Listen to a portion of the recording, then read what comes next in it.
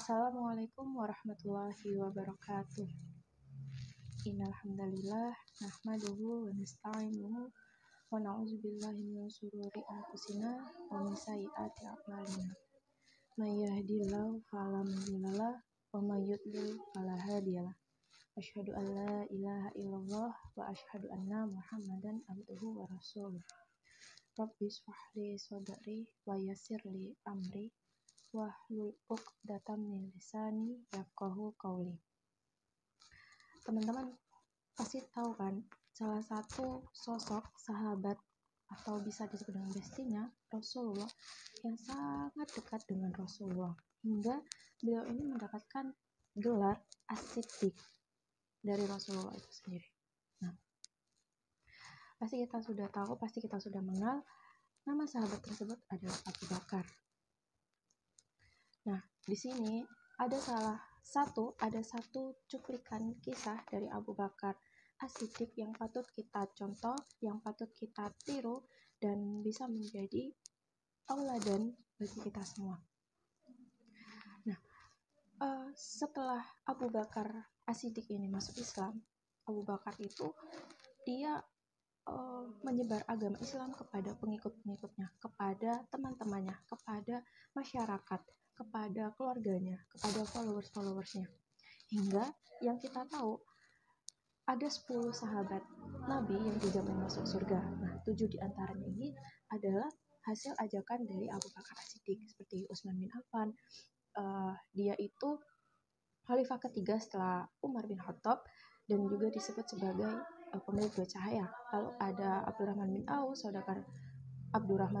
saudagar yang kaya raya dan dikisahkan dia tidak pernah merugi.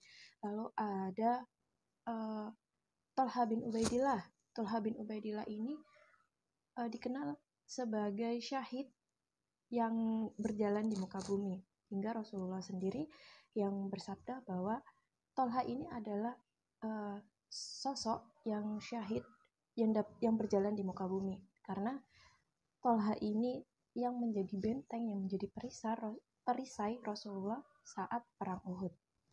Lalu ada Zubair bin Awam ini adalah hawarinya Rasulullah atau pengikutnya Rasulullah, pengikut setia Rasulullah. Lalu ada Sa'ad bin Abi Waqqas ini terkenal sebagai pemanah yang dimana panahnya ini tidak pernah meleset, selalu tepat pada sasarannya. Lalu ada Sa'id bin Zaid. Dia ini adalah pemuda yang ahli dalam bidang bahasa. Abu Ubaidah bin Jarrah, yaitu salah satu panglima perang terbaik yang ada pada zaman Rasulullah. 7 sahabat dari 10 sahabat yang dijamin masuk surga ini adalah ajakan dari Abu Bakar As-Siddiq. Selain itu, ada lagi yang masuk Islam karena ajakan dari Abu Bakar, seperti Abdullah bin Mas'ud, Mus'ab bin Umair. Ada juga Asma binti Abu Bakar, anaknya Abu Bakar itu sendiri. Lalu ada Fatimah bin Khattab, yaitu adiknya Umar bin Khattab. Nah, Umar bin Khattab ini masuk ke dalam agama Islam karena mendengar adiknya si Fatimah ini saat membaca Al-Quran, yaitu di surat Toha. Nah, itu adalah salah satu contoh orang-orang yang kita bisa disebut bangsawannya dari bangsa Arab gitu ya. Nah, ada lagi nih, banyak banget yang masuk surga itu karena ajakan dari Abu Bakar As-Siddiq, seperti golongan-golongan orang miskin ataupun golongan-golongan budak seperti Bilal bin Rabah, terus Ammar, Sumayyah ibunya Ammar, terus Yasir bapaknya Ammar. Nah, ini adalah contoh dari orang-orang budak yang dibebaskan oleh Abu Bakar As-Siddiq. Ketika budak-budak itu disiksa oleh tuannya, Abu Bakar ini datang. Abu Bakar ini melihat kejadian penyiksaan yang dialami oleh para budak. Para budak itu ditindas dengan sangat keji oleh masyarakat jahiliyah di sana. Lalu Abu Bakar datang. Abu Bakar membeli budak-budak tersebut, lalu memerdekakannya, lalu membebaskannya.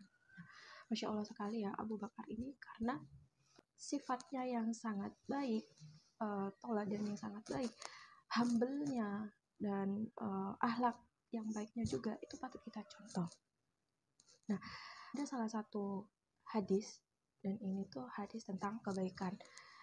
Barang siapa yang mengajak kepada kebaikan, maka ia akan mendapat pahala yang sama dengan orang yang mengikutinya. Nah, tanpa sedikit pun Allah mengurangi secuil pun pahala tersebut. Nah, bisa dibayangkan kan ya, bagaimana pahala yang didapat oleh Abu Bakar ketika Abdurrahman bin Auf, Zubair bin Awam, Abdullah bin Jarrah, Utsman bin Affan.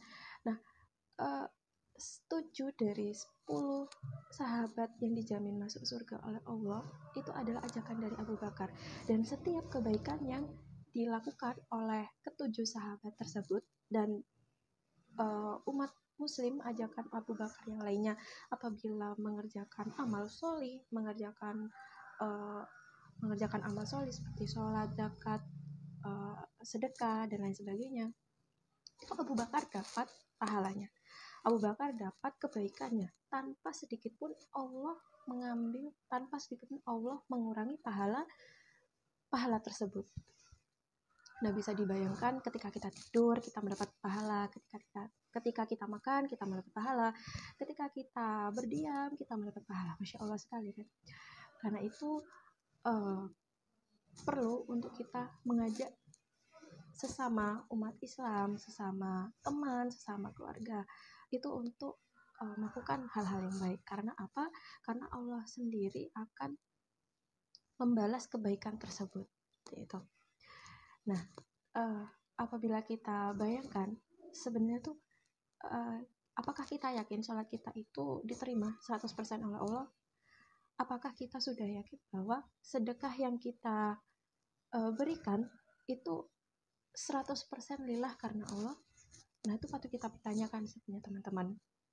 Jadi jika kita mengandalkan amal kita sendiri, kita rasa pasti kita akan kekurangan pahala untuk dapat masuk surganya Allah.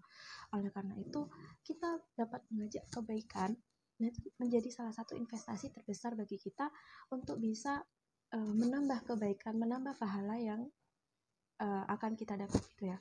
Karena kita sendiri pasti butuh pahala supaya kita bisa masuk surga gitu kan. Nah, pahala itu bisa menjadi kayak kunci agar kita bisa masuk surga gitu.